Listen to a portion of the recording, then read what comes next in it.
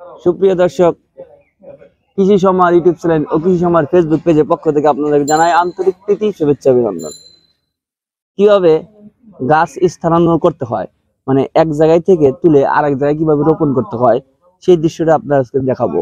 এবং আমি একটা পিপা গাছ, কেন এই গাছটা তুলতেছি, এই গাছটা একটু নিচে পড়ে গেছে, মাটির নিচে। এখানে বৃষ্টি পানি একটু হলেই পিপে গাছ মারা যায়।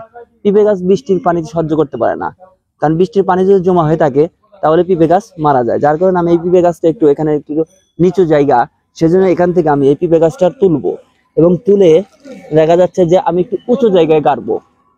আমার বাড়ির আঙ্গিনাইতেই গাড়বো, উঁচু জায়গায়। এবং সেই দৃশ্যটা আপনার দেখাই। আমার এখানে মিষ্টি কুমড়ার গাছ হয়েছে, আমি মিষ্টি কুমড়া গাছটা গিরেছিলাম, এই গাছে ফুল হয়ে এসেছে, আমার মিষ্টি কুমড়া গাছে ফুল হয়ে এসেছে এবং গাছের ছত্রাক ধরেছে। কারণ পাতার যে কালার মিষ্টি কুমড়া দেখতে পাচ্ছেন, এতে ছত্রাক, এবং গাছে আমার ফুল এসেছে। কিন্তু এই ছত্রাকনাশক ওষুধ আমি প্রয়োগ করব, কিন্তু একটু ঠান্ডা ঠান্ডা হলে পারে, দিন একটু ঠান্ডা পড়লে ছত্রাকনাশক প্রয়োগ করাই উত্তম। যার কারণে আজকে একটু বৃষ্টি হলো, যে কালকে ইনশাল্লাহ আগামীকালকে আমি ছত্রাকনাশক প্রয়োগ করার চেষ্টা করবো, যার দিন ঠান্ডা রয়েছে। কারণ যেহেতু হলুদ পাতা যখন হলুদ বর্ণের হয়ে যায় তখন, এবং ডোগাগুলা সরে এবং হলুদ বর্ণ হয়ে যেতে, বুঝতে হবে যে এটা ছত্রাক হয়েছে। কারণ একে ছত্রাকনাশক ওষুধ প্রয়োগ করলে পরেই আগের স্বাভাবিক সবুজ অবস্থায়, পাতা সবুজ অবস্থায় ফিরে আসে এবং গাছও ফলমান হবে। যে অবস্থা এখানে বালু মাটি, বালু, এতে চারাটা ভালোভাবে উঠবে কিনা সন্দেহ।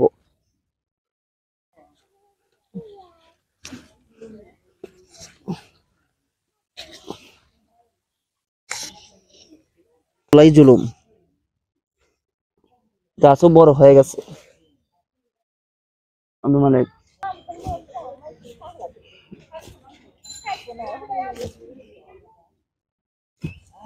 ছুরি দিয়ে কাজ হলো না, শাবল প্রয়োগ। শাবল মারো রে ভাই, শাবল মারো।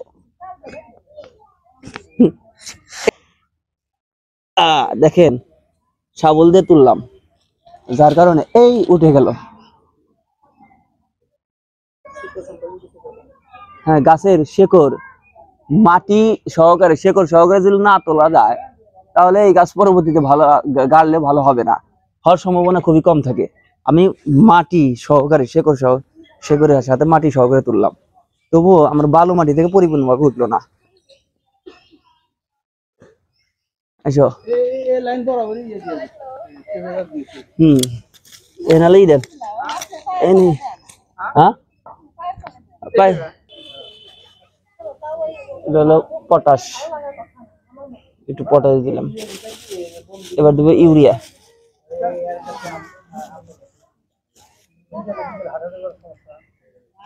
বালু মাটিতে একটু প্রয়োগ করতে হবে বেশি।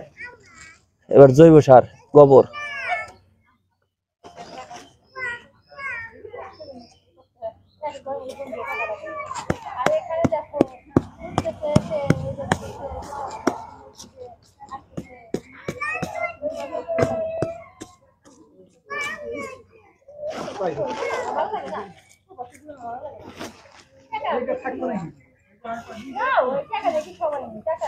এবারে গাছটা রোপণ করবো, সরাসরি গোবর দিলাম, পটাশ দিলাম, ইউরিয়া দিলাম,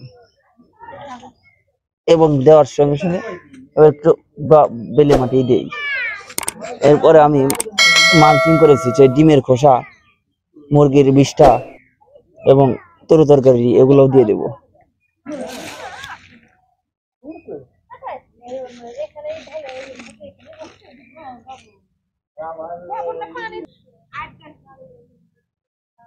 ওর উপর দিয়ে গোবর দিয়ে দিস।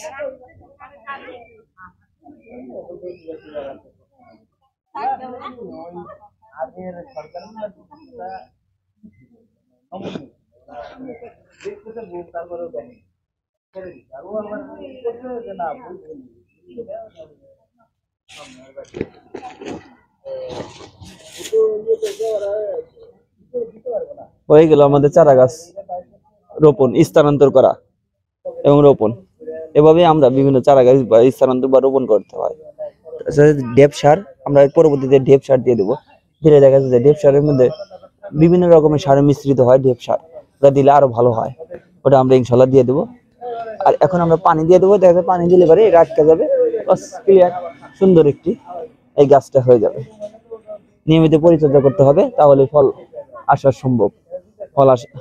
ফল পাবেন, তা নাহলে সম্ভব নয়। আজকের পর্ব বিদায়। পরবর্তীতে আরো বিভিন্ন গাছ রোপণ সম্পর্কে আপনাদেরকে জানাবো এবং গাছের পরিচর্যা সম্পর্কেও জানাবো।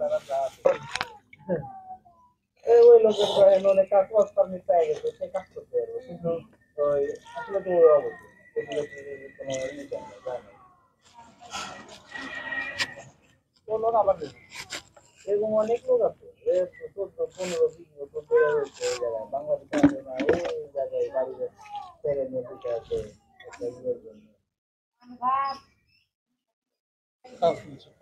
হ্যাঁ, করে apply করে ই করে, পারবে না।